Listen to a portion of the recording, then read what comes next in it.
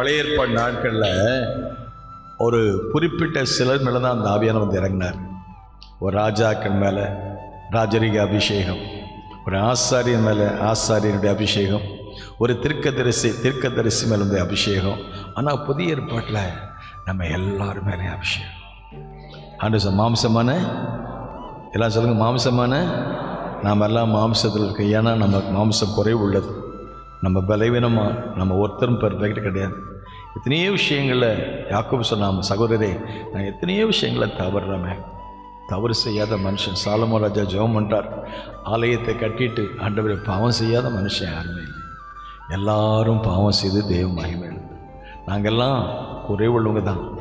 ஆனால் எங்கள் குறைவை மன்னித்து நிறைவை ஆக்கி எங்களை உங்களை போல மாற்றுறீங்களே, இதுதான் பெரிய பாக்கியம், சிலாக்கியம். நம்மிடத்தை அன்பு கூர்ந்தார், நம்முடைய பாவங்களை நம்மை கழுவினார். நம்முடைய பிதாவாகிய தேவனுக்கு முன்பாக நம்ம ராஜாக்களும் நம்ம ஆசாரியர்களும் ஆக்கிற அவருக்கு சதாகாலையும் கனமும் மகிமையும் துதியும் உண்டாவதாக.